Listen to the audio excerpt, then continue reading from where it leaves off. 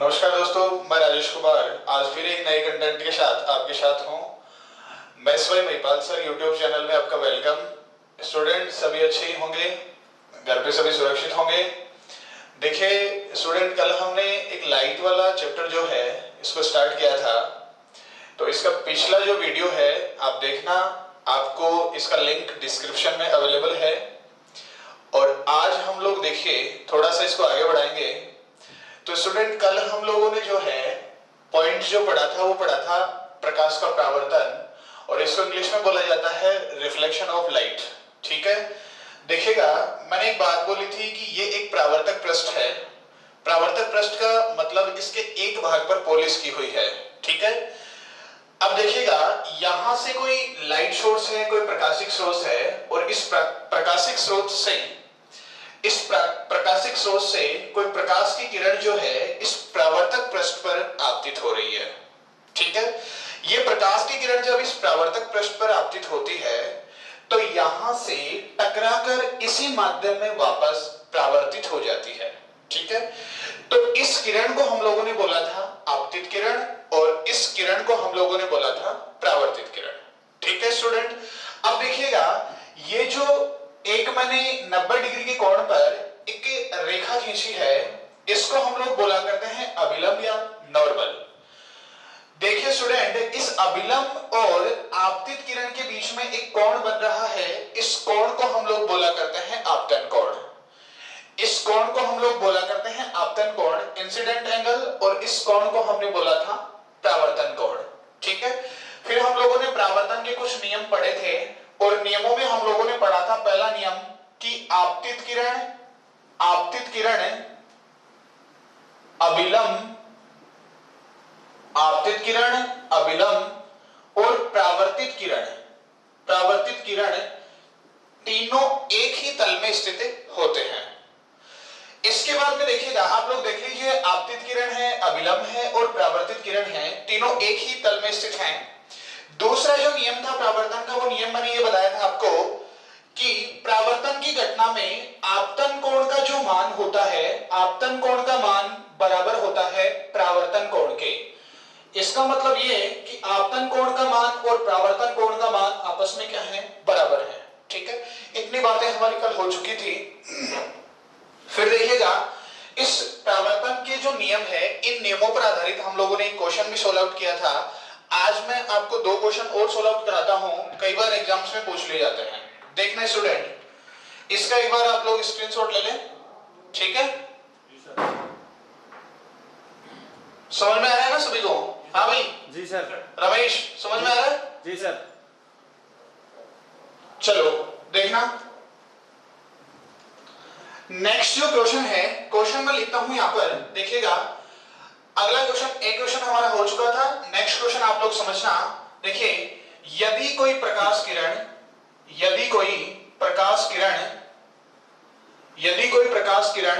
किसी परावर्तक पृष्ठ पर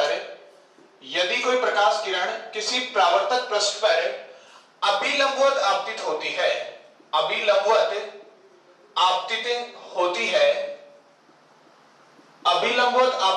है, तो परावर्तन कोण का मान बताइए। प्रश्न है आपका कि यदि कोई प्रकाश किरण किसी परावर्तक पृष्ठ पर अभिलंबवत आपतित होती है तो परावर्तन कोण का मान बताइए। देखिए स्टूडेंट, जैसे मान लीजिए ये हमारा परावर्तक पृष्ठ है, और इस परावर्तक पृष्ठ पर आप लोग जानते हैं इसके एक पार्ट पर पॉलिश होती है, एक पार्ट पर हमने पॉलिश कर दी और इसको नाम दे दिया AB, और एक हम लोग काल्पनिक रेखा खींचते हैं 90 डिग्री के कोण पर, उसको हम लोग बोला करते हैं अभिलंब। देखिए ये मान लीजिए आपतित किरण है और ये है आपकी परावर्तित किरण। यह है कि यदि कोई प्रकाश किरण किसी परावर्तक पृष्ठ पर अभिलंबवत आपतित होती है, तो स्टूडेंट ये तो हमने अभिलंब खींचा है। अब प्रश्न में ये बोला गया है, प्रश्न के लैंग्वेज में, कि प्रकाश किरण जो है ना, ये भी इस परावर्तक पृष्ठ पर अभिलंबवत आपतित होती है, तो प्रकाश किरण कैसे आएगी, इस अभिलंब के जस्ट ऊपर आएगी। ठीक है, इस प्रकार से आपतित हो जाती है इस परावर्तक पृष्ठ पर। अब स्टूडेंट, इस स्थिति में आपतन कोण का मान कितना होगा, ये बताइए आप लोग, आपतन कोण का मान कितना होगा? तो मैंने बोला था आपतन कोण किसको कहते हैं? मतलब ये होता है कि आपतित किरण और अभिलंब के बीच में जो कोण बनता है उसको आपतन कोण कहा जाता है। तो आपतित किरण और अभिलंब के बीच में जो कोण बन रहा है यहाँ पर, तो ये तो आपका अभिलंब है, ये आपका अभिलंब है स्टूडेंट, और जस्ट इसके ऊपर इसको ओवरलैप कर रही है आपकी आपतित किरण। तो ये दोनों एक दूसरे को ओवरलैप कर रही हैं, तो इस स्थिति में जो कोण बनेगा ना वो कितना होगा? 0 डिग्री का। 0 डिग्री का कोण हुआ। इसका मतलब आपतन कोण का मान 0 डिग्री है, तो परावर्तन कोण का मान भी कितना हो जाएगा स्टूडेंट? 0 डिग्री। और ये जो आपकी प्रकाश किरण आपतित हुई है, जैसे ये आपतित हुई थी यहां से टकराएगी और टकराकर वापस इसी प्रकार अभिलंबवत ही क्या हो जाएगी? परावर्तित हो जाएगी।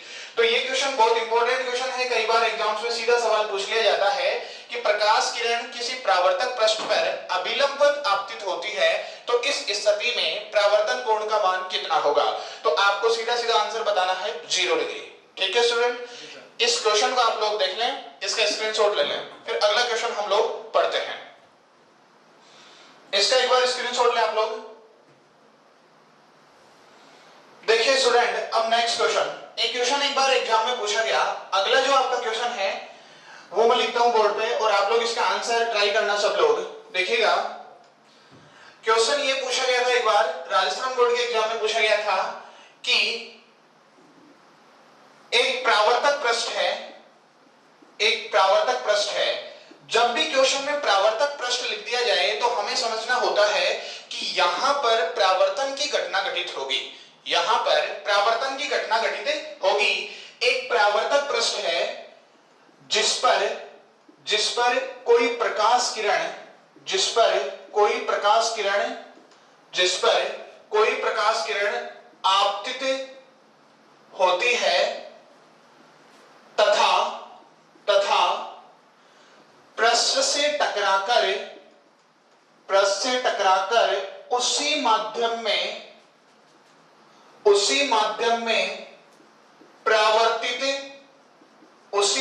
में परावर्तित हो जाती है, तो आपतित किरण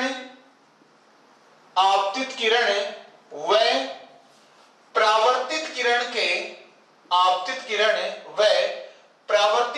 के मध्य का कोण 44 डिग्री है, 44 डिग्री है। तो इस स्थिति में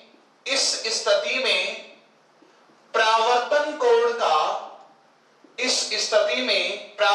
कोण का दोगुना मान बताइए। ये सवाल एग्जाम में ऐसा कैसा पूछा गया, जो मैंने बोर्ड पर लिख दिया। अब देखिए आप लोग इस क्वेश्चन को समझना थोड़ा सा। इसने ये बोला कि एक परावर्तक पृष्ठ है, अब परावर्तक पृष्ठ है, सही है। एक मैंने अभिलंब खींच दिया यहां पर और इसको मैंने नाम दे दिया Mn और परावर्तक पृष्ठ को मैंने नाम दे दिया AB। प्रकाश की किरण आपतित हो रही है, इस पृष्ठ से टकराकर इसी माध्यम में वापस परावर्तित हो रही है। यहां पर जो कोण बनेगा इसको आपतन कोण I और यहां पर जो कोण बनेगा इसको परावर्तन कोण R। लेकिन यहां पर देखो, यहां पर बोला गया है कि आपतित किरण व परावर्तित किरण के बीच का जो पूरा का पूरा एंगल है वो कितना है? 44 डिग्री का है। ठीक है स्टूडेंट, अब देखिए ये अभिलंब जो होता है, ये जैसे मान लीजिए एक 180 डिग्री का पूरा एंगल है, तो अभिलंब क्या करता है? इसको बराबर बराबर दो टुकड़ों में बांटता है। तो ये जो 44 डिग्री का एंगल है, इसको ये अभिलंब दो टुकड़ों में बांटेगा, तो इस कोण का मान होगा 22 डिग्री और इसका भी कितना होगा? 22 डिग्री। ठीक है, हाँ भाई समझ में आ गया क्या? देखना इसके बाद में देखिएगा, प्रश्न पूछा गया है परावर्तन कोण का दोगुना मान आप लोगों को बताना है। तो परावर्तन कोण का मान हमें कितना मिला? 22 डिग्री। और 22 डिग्री का दोगुना मान कितना हो जाएगा स्टूडेंट? 22 गुणा 2 बराबर कितना? 44 डिग्री। तो परावर्तन कोण का मान कितना हो गया? 44 डिग्री हो गया। ठीक है, तो इस प्रकार के कुछ क्वेश्चन आपको एग्जाम में पूछे जाते हैं परावर्तन के नियमों पर आधारित है। तो मैंने 3 क्वेश्चन आप लोगों को पढ़ाए हैं, कल वाले एक क्वेश्चन आपको कल वाले वीडियो में मिलेगा और 2 क्वेश्चन आज वाले में। ठीक है, इनको आप लोग समझे, ये क्वेश्चन कई बार परीक्षाओं में पूछ लिए जाते हैं। ठीक है स्टूडेंट, देखिए इसके बाद में हम लोग थोड़ा सा परावर्तन के बारे में थोड़ा एडवांस लेवल देखते हैं। तो कुछ रेलवे के एग्जाम में कुछ अलग सवाल पूछे जाते हैं। तो देखिए इसको मैं शार्प कर रहा हूं और आगे वाली बात पढ़ते हैं।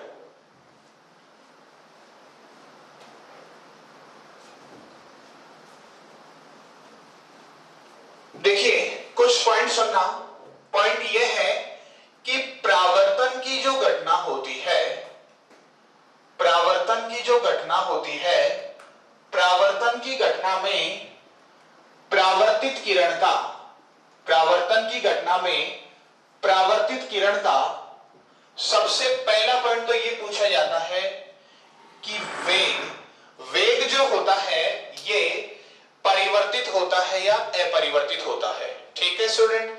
दूसरा पॉइंट आपको पूछा जाएगा कि तरंगदैर्घ्य मान वेवलेंथ जो है ये चेंज होगा या नहीं होगा।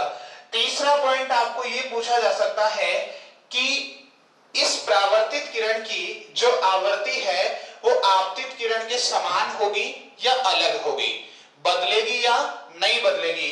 तो इन तीनों पॉइंट के बारे में आप लोग ध्यान से सुनना मेरी बात को, कि परावर्तित किरण का वेग जो है कब बदलेगा।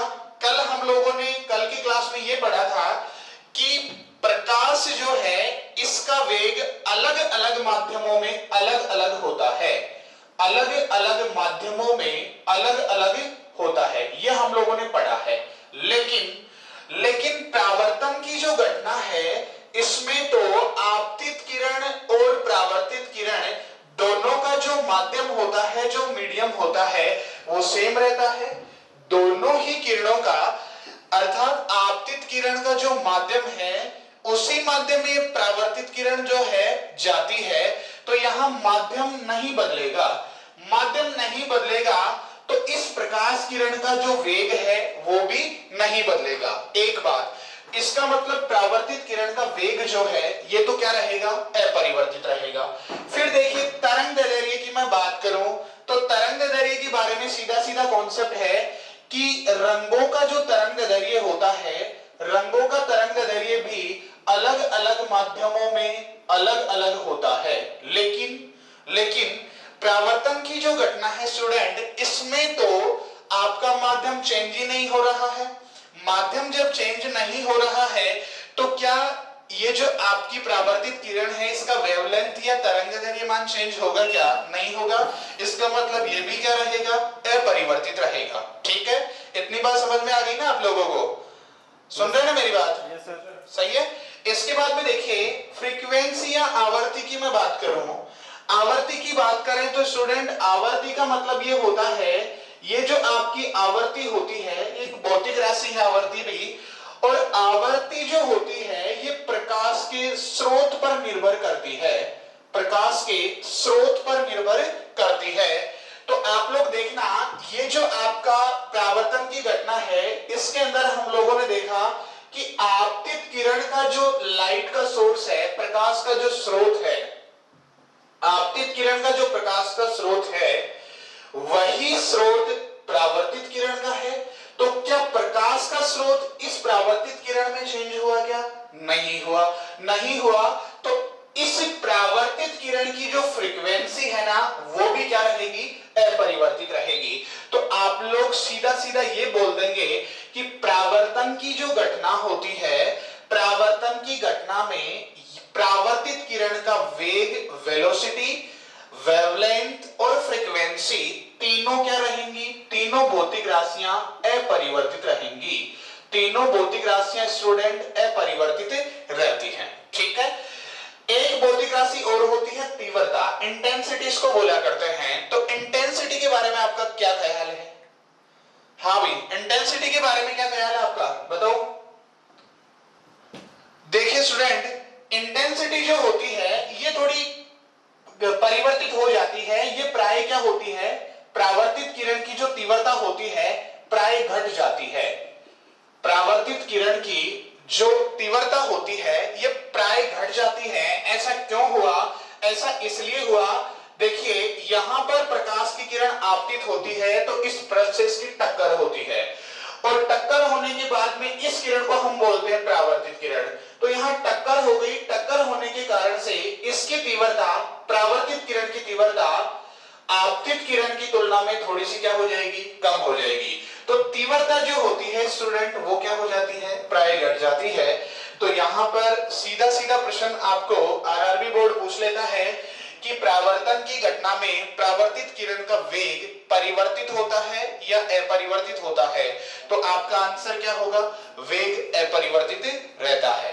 ठीक है स्टूडेंट, इसको देख लें आप लोग एक बार और इसका थोड़ा सा स्क्रीनशॉट भी ले लें ऑनलाइन क्लास वाले। ठीक है,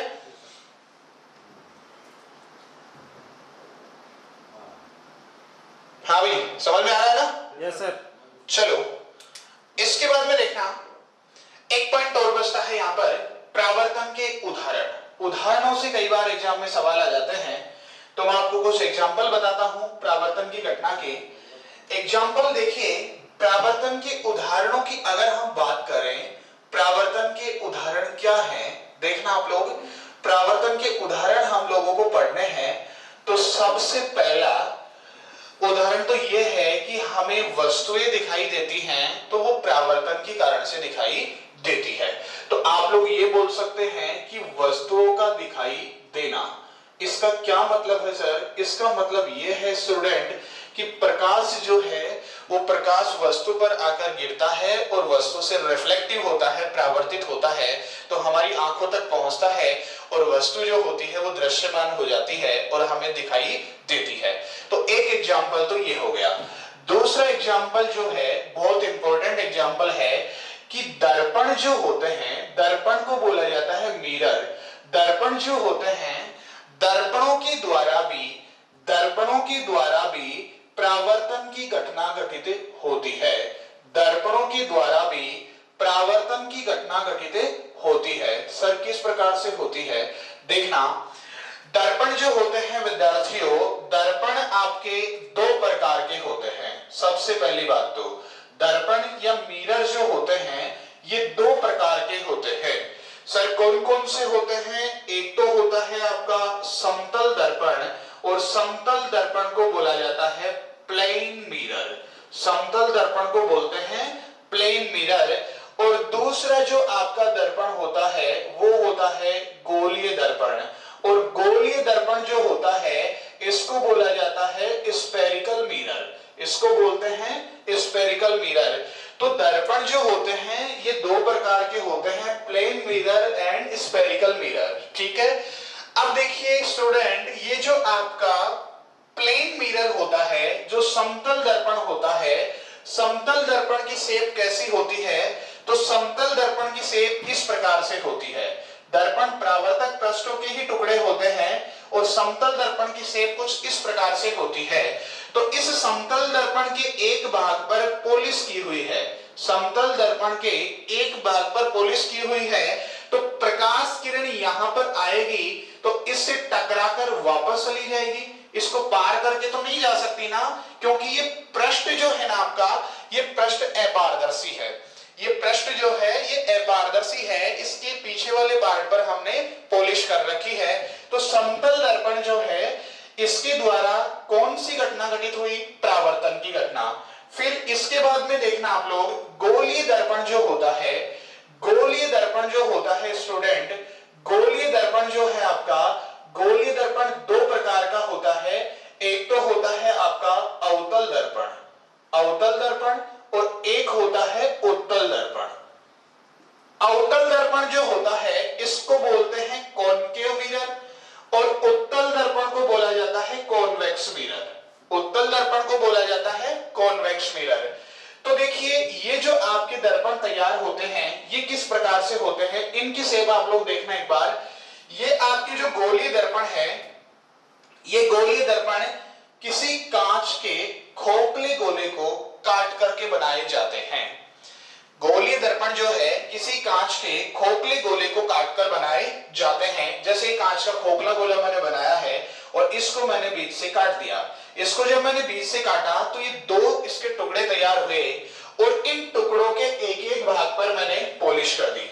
इन टुकड़ों के एक एक भाग पर मैंने इनका जो पीछे वाला पार्ट है, इस पीछे वाले पार्ट पर स्टूडेंट मैंने पॉलिश कर दी, पॉलिश कर दी। अब देखिएगा ये जो आपका दर्पण है, ये जो दर्पण है आपका, ये तो दर्पण है उत्तल दर्पण, और ये इधर वाला जो दर्पण है ये है अवतल दर्पण। ये है स्टूडेंट अवतल दर्पण। ठीक है, अब देखिए प्रकाश किरण यहां से आएगी तो टकराकर क्या होगी? परावर्तित होगी।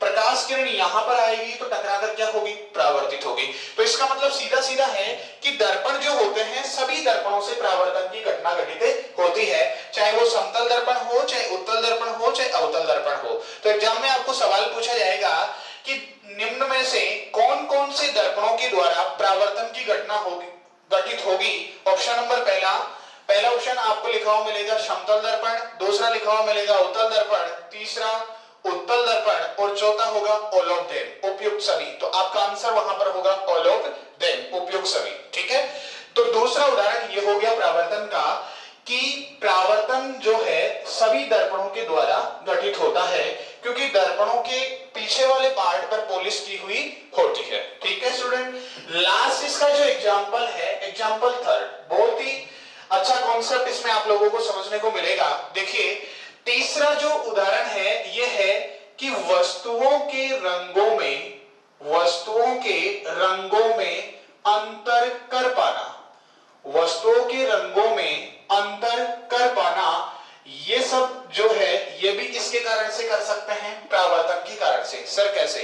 देखिएगा, जो प्रकाश होता है सनलाइट या सूर्य का जो प्रकाश है, इसके अंदर 7 कलर्स होते हैं जिनका क्रम क्या होता है? VIBGYOR, violet, indigo, blue, green, yellow, orange और रेड। और इन सभी कलर्स को जब हम लोग इन सभी कलर्स का मिश्रित प्रभाव देखते हैं, मिक्सचर इफेक्ट, इन सभी कलर्स का एक साथ देखेंगे तो हम लोगों को दिखाई देगा ऑफ वाइट, थोड़ा सा येलोइश, इसको हम लोग बोल सकते हैं श्वेत दिखाई देता है। कैसा दिखाई देता है? श्वेत दिखाई देता है। अब देखिए, जैसे मान लीजिए यहां पर एक वस्तु है, यहां पर मान लीजिए एक वस्तु है और ये वस्तु जो है, इस वस्तु का जो कलर है, इस वस्तु का कलर हम लोगों को दिखाई दे रहा है कैसा स्टूडेंट? लाल। मान लीजिए ये वस्तु लाल रंग की है, तो इस वस्तु का रंग हमें लाल क्यों दिखाई दिया? इसका कारण यह है कि इस वस्तु के ऊपर ये प्रकाश आया, इसमें 7 कलर थे, 7 रंग थे। तो ये जो 7 रंग थे, इन सातों रंगों में से इस वस्तु ने केवल वापस जो परावर्तित रंग है, केवल लाल रंग को वापस परावर्तित करती है। बाकी जो शेष कलर्स बचते हैं उन सभी का ये वस्तु अवशोषण कर लेती है। इसका मतलब यह है कि वस्तु उसी रंग की दिखाई देती है, वस्तु उसी रंग की दिखाई देती है, वस्तु उसी रंग की दिखाई देती है जिस रंग को वह वस्तु वास्तव में परावर्तित करती है। तो देख लीजिए आप लोग, यहां पर इस वस्तु ने केवल लाल रंग को परावर्तित किया है और शेष सभी रंगों का क्या कर लिया? अवशोषण कर लिया। तो यहां से जो परावर्तित होने वाला रंग है वो लाल है और वस्तु हमें दिखाई दे गई लाल रंग की। इसी प्रकार देखना, जैसे मान लीजिए यहां पर जो वस्तु है आपकी, ये वस्तु जो है, ये वस्तु मान लीजिए हरे रंग की है, तो ये हरे रंग की जो वस्तु होगी, स्टूडेंट, हरे रंग की वस्तु क्या करेगी? केवल हरे रंग को रिफ्लेक्टिव करेगी, बाकी जो आपके शेष 6 जो रंग बच रहे हैं इन सभी को क्या कर लेगी? अवशोषित कर लेगी। और इस वस्तु का रंग हमें कैसा दिखाई देगा? हरा। लेकिन देखिएगा, मान लीजिए वस्तु हमें दिखाई दे रही है श्वेत रंग की। सफेद रंग की वस्तु कब दिखाई देती है? तो सफेद रंग की वस्तु जब दिखाई देगी, इसका मतलब यह है कि ये प्रकाश आ रहा है, इसमें 7 रंग है और ये जो वस्तु यहां पर पड़ी हुई है, इन सभी रंगों को वापस क्या कर देती है? परावर्तित कर देती है। इन सभी रंगों को जब ये वस्तु वापस परावर्तित कर देती है तो सारे ही रंग वापस परावर्तित होंगे यहां से, और सभी रंगों का जो मिश्रित प्रभाव हम लोग देख पाते हैं, मिश्रित प्रभाव हम लोगों को कैसा दिखेगा? श्वेत दिखेगा। तो सफेद रंग की जो वस्तु है वह सभी रंगों का क्या कर देती है? परावर्तन कर देती है। बातें समझ में आ रही है क्या मेरी? हाँ भाई, यस सर, सभी को। चलो इसके बाद में देखिएगा, मान लीजिए ये जो वस्तु है इसका रंग हम लोगों को दिखाई दे रहा है काला, मतलब ये वस्तु ब्लैक रंग की है। तो ब्लैक रंग की वस्तु क्या करेगी?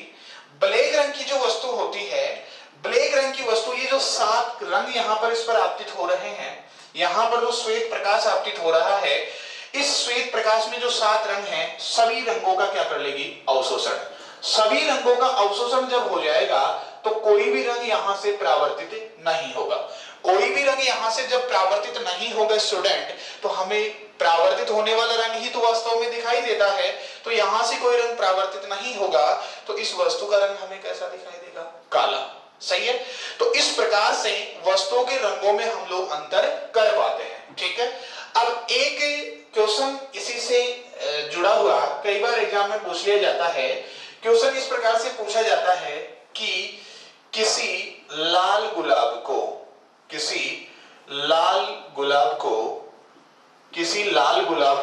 हरे शीशे के माध्यम से किसी लाल गुलाब को हरे शीशे के माध्यम से देखा जाता है। हरे शीशे के माध्यम से देखा जाता है तो उसका रंग कैसा दिखाई देगा? उसका रंग कैसा दिखाई देगा? ऑप्शन नंबर पहला काला, ऑप्शन नंबर दूसरा लाल, ऑप्शन नंबर तीसरा हरा और ऑप्शन नंबर चौथा नन ऑफ दीज, इनमें से कोई नहीं। बताइए इसका आंसर क्या होगा स्टूडेंट? देखिएगा, थोड़ा सा मामला समझने वाला है। क्वेश्चन ये है कि किसी लाल गुलाब को, गुलाब जो है, मान लीजिए ये आपका गुलाब है और ये जो गुलाब है स्टूडेंट, ये गुलाब किस रंग का है? लाल रंग का है। ये जो लाल रंग का गुलाब है, इस लाल रंग के गुलाब को हम लोग यहाँ पर एक शीशा लगाते हैं और ये जो हरे रंग शीशा जो है आपका, इस शीशे का रंग है हरा। मतलब इस गुलाब को हम लोग हरे रंग के शीशे से देख रहे हैं। ठीक है। अब देखिए, यहां पर जो लाइट आपतित हो रही है उसमें 7 रंग है, यहां पर जो प्रकाश आपतित हो रहा है उसमें 7 रंग है। अब इस शीशे को पार करके जो कलर जाएगा वो कलर कौन सा होगा? हरा। कौन सा कलर होगा? हरा।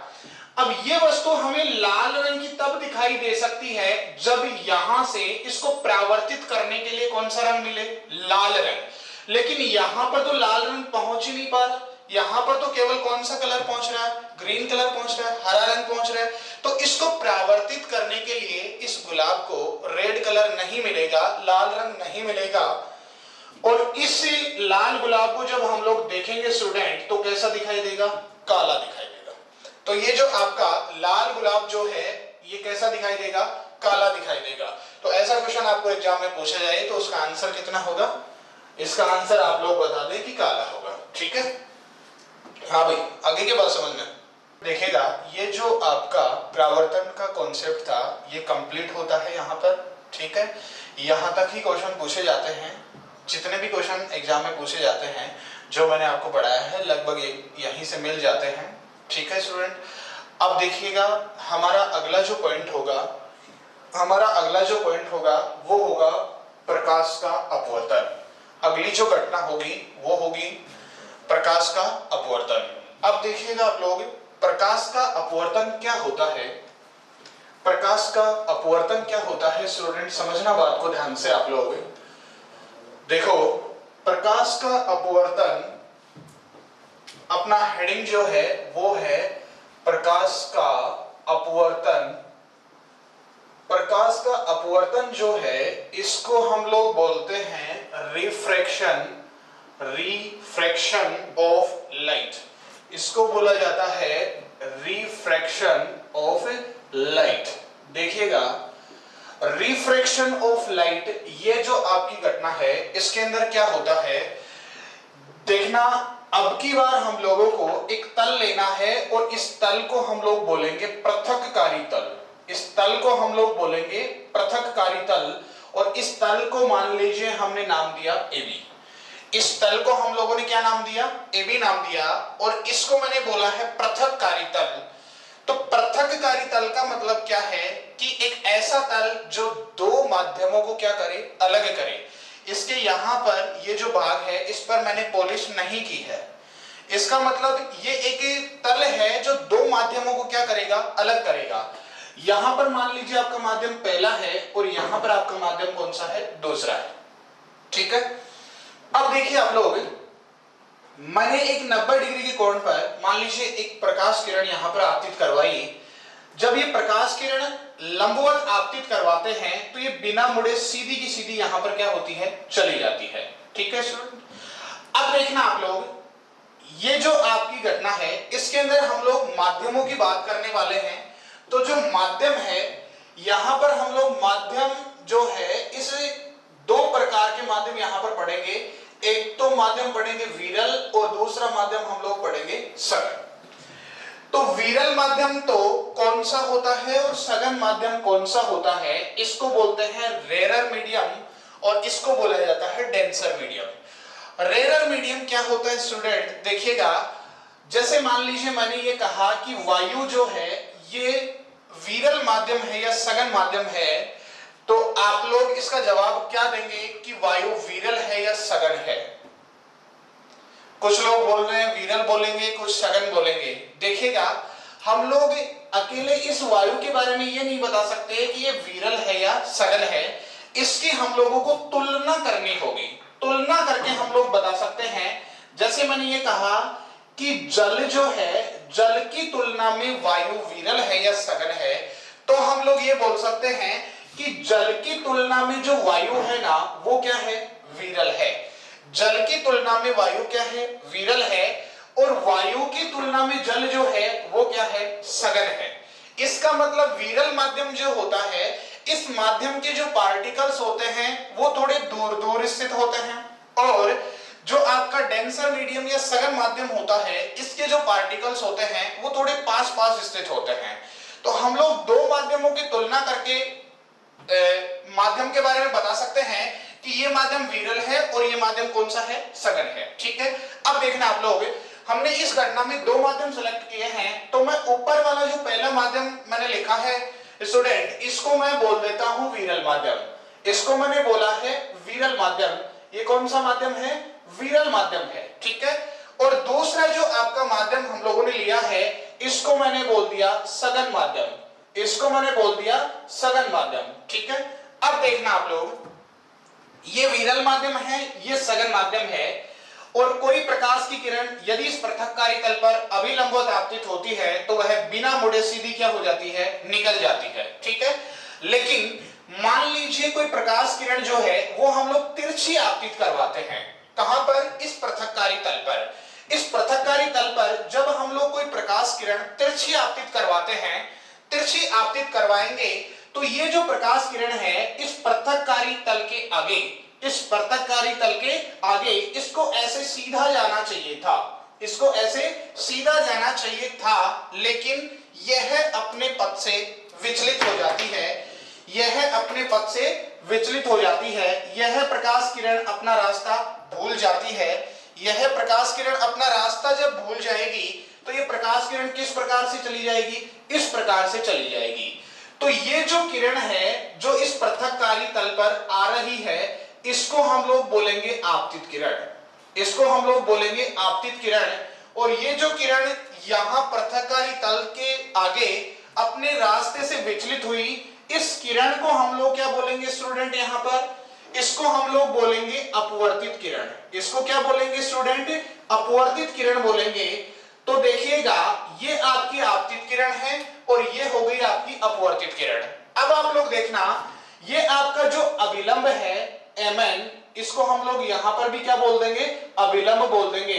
तो अभिलंब और आपतित किरण के बीच में जो कोण बना, अभिलंब तथा आपतित किरण के बीच में जो कोण बना, इस कोण को हम लोग क्या बोलेंगे, आपतन कोण, इंसिडेंट एंगल। ठीक है, और यहां पर देखो आप लोग, ये अभिलंब और ये है आपकी अपवर्तित किरण, इसको हम लोग क्या बोलेंगे, इसको हम लोग बोलेंगे अपवर्तित कोण। इस कोण को हम लोगों ने बोला आपतन कोण, और इस आर जो मैंने लिखा है इसको बोलेंगे अपवर्तन कोण, रिफ्रैक्टिव एंगल। ठीक है, अब देखिएगा ये जो पूरी घटना घटित हुई, इस घटना को क्या नाम दिया जाता है, अपवर्तन। एक बार दोबारा से देखना स्टूडेंट, देखो दो माध्यम मैंने लिए, एक माध्यम विरल माध्यम है, दूसरा माध्यम सघन है। मान लीजिए विरल जो माध्यम है यहां पर वायु है और यहां पर मान लीजिए जल है। ठीक है, इसका मतलब यह है कि ये एक जल से भरी हुई बाल्टी है और इस जल की ऊपरी सतह है यहाँ पर, इस ऊपरी सतह को मैंने बोल दिया पृथककारी तल। ठीक है, अब जल की जो ऊपरी सतह है इसके ऊपर क्या है, वायु है। तो प्रकाश की जो किरण है इस वायु में आपतित होती है, यहां जल की सतह पर गिरती है। यहां से ये प्रकाश की किरण जो है अपने पथ से विचलित हो जाएगी और थोड़ी सी क्या होगी, इस अभिलंब की ओर झुक जाएगी, इस अभिलंब की ओर मुड़ जाएगी। तो इस घटना को ही क्या कहा जाएगा, प्रकाश का अपवर्तन।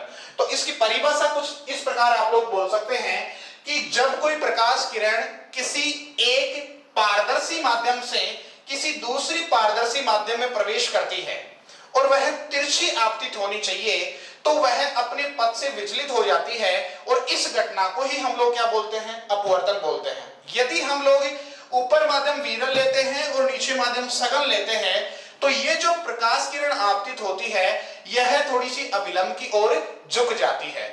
अब स्टूडेंट आप लोग एक काम करें, इसका थोड़ा सा स्क्रीनशॉट ले लें एक बार, ठीक है, फिर मैं थोड़ी सी आगे परिचर्चा करता हूं। इसका थोड़ा सा देख लें आप लोग और इसका स्क्रीनशॉट ले लें, ठीक है। बात समझ में आ गई ना सभी को? हाँ भाई, देखना इसके आगे, इसका स्क्रीनशॉट ले लिया आप लोगों ने। अब आप लोग देखो यहां पर कुछ पॉइंट समझना आप लोग। जैसे मैं एक बात बोलूं कि ये है आपका कौन सा कोण, आपतन कोण, और ये है आपका अपवर्तन कोण। क्या कोण आई और कोण आर जो है इन दोनों का मान आपस में बराबर होगा क्या? नहीं होगा, बराबर नहीं होगा।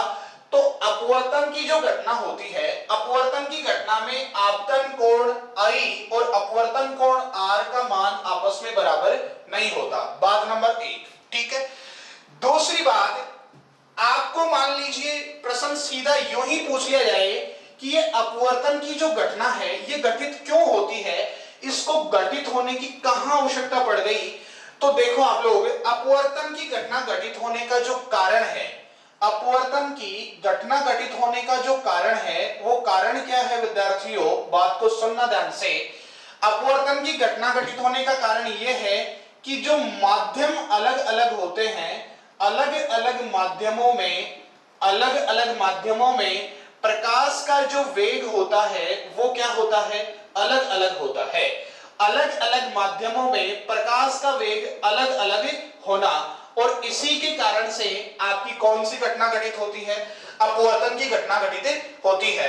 इसी के कारण से आपकी कौन सी घटना घटित होती है, अपवर्तन की घटना घटित होती है। देखना कैसे सर, देखिएगा एक बार, जैसे मान लीजिए ये पृथक्कारी तल है और ये आपका अभिलंब है और यहां जो माध्यम है आपका वो रेरर मीडियम है और ये माध्यम है सघन माध्यम, ठीक है।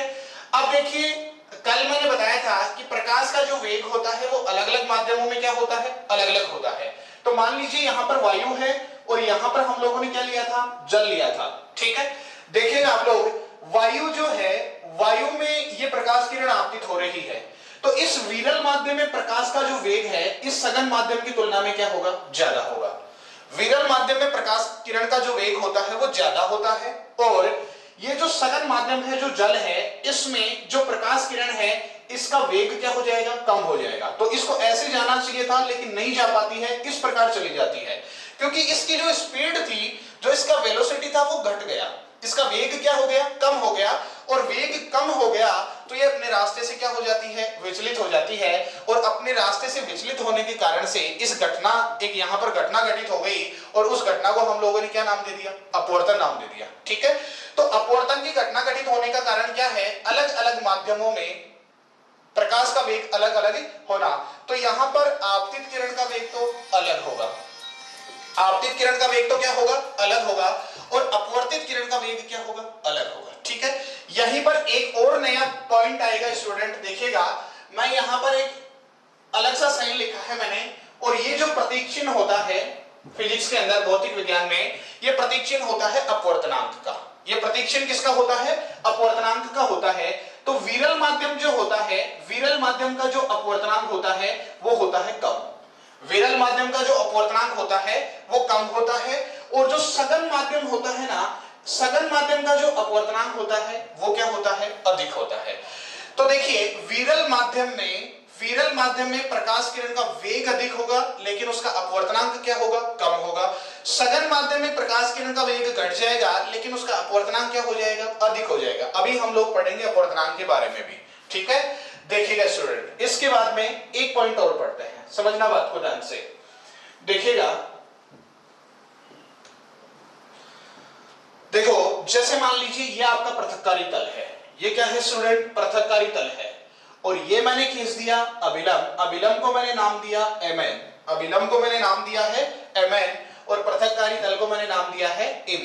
ठीक है, अब देखिएगा, अब की बार यहां पर मान लीजिए हम लोगों ने विरल माध्यम ही लिखा है, यहां पर विरल माध्यम है और नीचे जो आपका माध्यम है ये माध्यम कौन सा है, सघन माध्यम है। ठीक है, मतलब सघन माध्यम को अब की बार मैं पहला माध्यम बोलूंगा और विरल माध्यम को अब की बार मैं कौन सा माध्यम बोलूंगा, दूसरा माध्यम। मतलब पहला माध्यम बोलने का मतलब यह है कि मैं प्रकाश की किरण यदि आपतित करवाऊंगा तो अब की बार मैं सघन माध्यम में आपतित करवाऊंगा। तो यदि कोई प्रकाश किरण सघन माध्यम से विरल माध्यम में जाएगी तो इसको ऐसे जाना चाहिए था, इसका रास्ता तो ये था, लेकिन सघन माध्यम में प्रकाश किरण का वेग था कम, सघन माध्यम में प्रकाश किरण का वेग क्या था, कम था। और जैसे ही ये प्रकाश किरण विरल माध्यम में पहुंची अचानक से इसका वेग क्या हो गया, बढ़ गया, और वेग बढ़ने के कारण से ये अपने रास्ते को भूल गई, अपने पथ से विचलित हो गई, और अपने पथ से विचलित होने के कारण से ये इस प्रकार से चली गई। इसका मतलब ये जो अभिलंब है, इस अभिलंब से क्या हुई, दूर हटी। तो यहां पर अभिलंब और इस आपतित किरण के बीच में जो कोण बना इसको हमने बोल दिया आपतन कोण, और यहां पर जो अभिलंब और अपवर्तित किरण के बीच में जो कोण बना इसको हम लोगों ने बोल दिया अपवर्तन कोण। ठीक है, अब देखिए अपवर्तन की परिभाषा ही है यहां पर भी कि जब कोई प्रकाश किरण सघन माध्यम से विरल माध्यम में प्रवेश करती है तो पृथककारी तल से वह अपने पथ से विचलित हो जाती है और अभिलंब से क्या होती है, दूर हट जाती है। तो इस घटना को प्रकाश का अपवर्तन कहा जाता है। और इस कहानी का जो राज है वो आप लोग समझ गए होंगे कि प्रकाश का जो वेग है वो अलग अलग माध्यमों में क्या होगा, अलग अलग होगा, और इस वेग के कारण से ही ये सारी घटना घटित होती है। तो इसे भी क्या बोलते हैं स्टूडेंट, अपवर्तन बोलते हैं। लेकिन यहां पर अब की बार हमने चेंजेस किया है, प्रकाश किरण जो हमने आपतित करवाई है वो सघन माध्यम में आपतित करवाई है और अपवर्तित किस माध्यम में हो रही है, विरल माध्यम में। ठीक है, अब आप लोग एक बात बताना, क्या यहां पर आपतन कोण आई और अपवर्तन कोण r का मान बराबर है क्या यहां पर आपतन कोण आई और अपवर्तन कोण r का मान बराबर है क्या? देख लीजिए स्टूडेंट, यहां पर हम लोग इसको अगर सरसरी नजर से देखें तो हम बता सकते हैं कि इन दोनों कोणों का मान आपस में बराबर नहीं हो सकता। तो यहां पर हम लोग बोलेंगे कि अपवर्तन की घटना में आपतन कोण I और अपवर्तन कोण R का मान आपस में क्या नहीं होता है, बराबर नहीं होता है।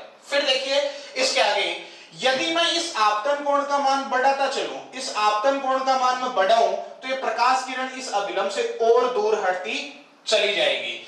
इसका मतलब जैसे जैसे कोण I का मान हम लोग बढ़ाएंगे ना, वैसे वैसे कोण R का मान अपने आप ही क्या होता जाएगा, बढ़ता जाएगा। ठीक है, तो ये घटना होती है आपकी अपवर्तन की। इसका थोड़ा सा एक बार आप लोग स्क्रीनशॉट लें। हाँ भाई, बातें समझ में आ रही है क्या स्टूडेंट आपको? सभी को सही है? ऑनलाइन वाले इसका स्क्रीनशॉट ले लें एक बार। ठीक है स्टूडेंट, चलो देखिए स्टूडेंट, ये जो घटना थी आपकी, ये घटना थी अपवर्तन की घटना। ठीक है, तो मैं उम्मीद करता हूं मैंने जो प्रयास किया है आपको समझाने का, आपको समझ में आया होगा। इसका जो अगला पार्ट है वो हम कल की क्लास में करेंगे, तो आप कल बिल्कुल क्लास को देखें आप लोग सभी। इसका अगला कंटेंट जो है आपको अगली क्लास में अवेलेबल होगा। ठीक है, देखो ये बातें आपको समझ में आ गई, तो हमारा ये जो YouTube चैनल है, इस YouTube चैनल को थोड़ा सा शेयर करें, सब्सक्राइब करें और लाइक करें। ठीक है स्टूडेंट।